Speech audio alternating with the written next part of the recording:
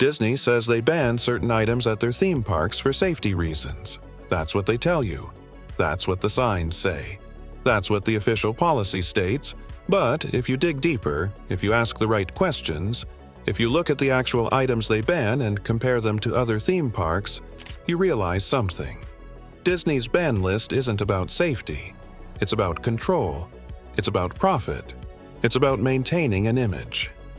Today, we're examining Disney's banned items and revealing the real reasons behind them. The official excuse: safety. Disney's official position is that they ban certain items for guest and cast member safety. They want everyone to have a safe, comfortable experience. They're protecting children and preventing accidents. It sounds reasonable, and in some cases, the safety argument has merit. But here's the problem. Other theme parks allow the exact same items without safety issues. Universal Studios allows outside food and beverages. Six Flags allows larger bags. King's Dominion allows selfie sticks. If safety was truly the concern, why do these other parks allow these items? Why does only Disney need these bans? The real reason, number 1, profit maximization. Let's start with the most obvious reason: outside food and beverages. Disney's official reason for banning outside food is safety and crowd management. But the real reason is simple profit. A bottle of water costs $5 inside Disney parks. Outside the park, it costs just $1.50. A sandwich costs $15 inside. Outside, maybe $6. A coffee costs $8 inside. Outside, $3. Disney doesn't want you bringing in cheaper alternatives. They want you to buy their food at their inflated prices. They want to capture every dollar of your spending. In 2023, Disney World's food division generated billions in revenue. Billions. If even 20% of guests brought outside food, Disney would lose hundreds of millions annually. This isn't about safety, it's about money. The real reason, number 2, brand control. Now let's talk about costumes. Disney bans adults from wearing full costumes in the parks. Their stated reason is guest safety. They don't want people impersonating official characters. They don't want confusion. But here's what's really happening. Disney is protecting their brand.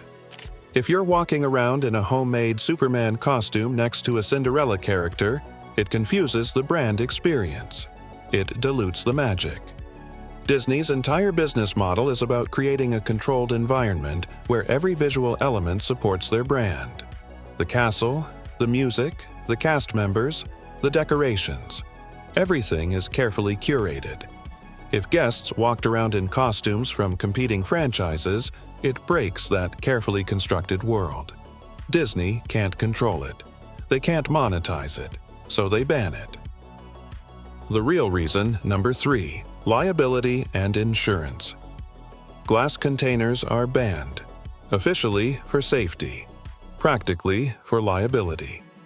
If a guest brings a glass bottle and it breaks and someone gets cut, Disney could face a lawsuit. The guest brought an item Disney didn't approve. Disney could argue they're not liable. But if Disney allows glass and someone gets cut, Disney is absolutely liable. They knowingly allowed a dangerous item.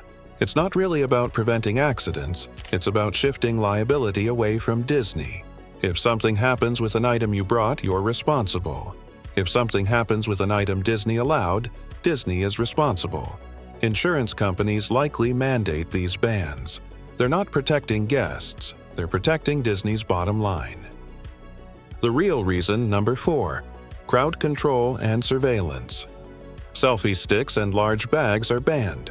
Selfie sticks for safety and sightlines, large bags for security.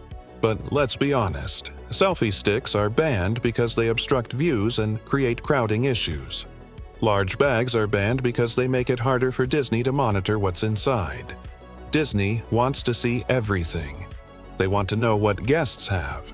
They want to control the flow of crowds for maximum throughput and spending. Large bags reduce visibility.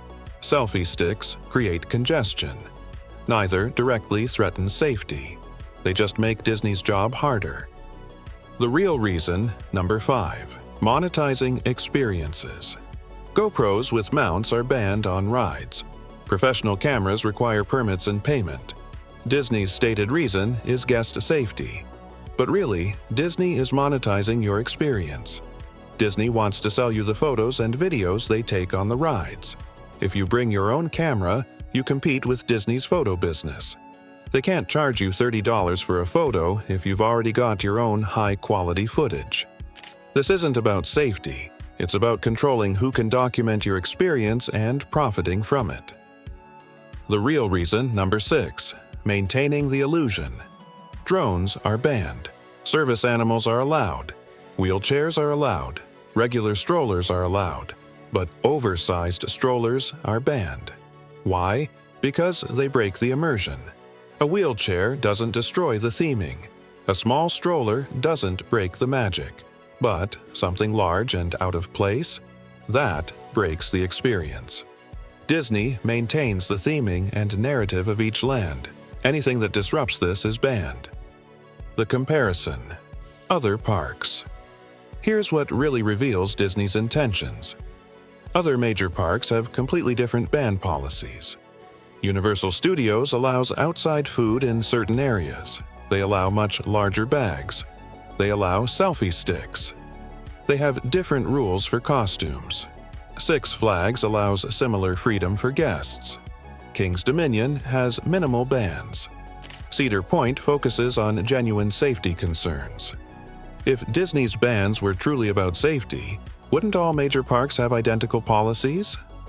The fact that they don't proves Disney's bans are about something else entirely. The guest perspective. Guests understand this reality. They know Disney's bans aren't really about safety. They're frustrated by the restrictions. They want to bring lunch for their kids. They want to document their own experience. They want to bring a comfortable stroller. They want to wear costumes. They want to bring their own water bottle. But Disney says no, not for safety, for profit, for control, for maintaining an image. And guests accept it because Disney's parks are incredibly popular.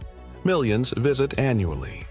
Disney knows they can enforce these bans because people want the experience badly enough to comply.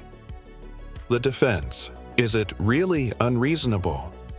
To be fair, Disney does provide services. They allow re-entry. They offer free water at locations. They do provide value, but the bans aren't primarily about safety. If they were, Disney would have identical bans as other parks. They would make exceptions for genuine safety concerns. Instead, they maintain strict policies designed to maximize control and profit. Conclusion. Following the money. When you follow the money in Disney's ban policies, the truth becomes crystal clear. It's not about safety, it's about profit. It's about control. It's about maintaining a perfectly curated experience where Disney profits from every interaction.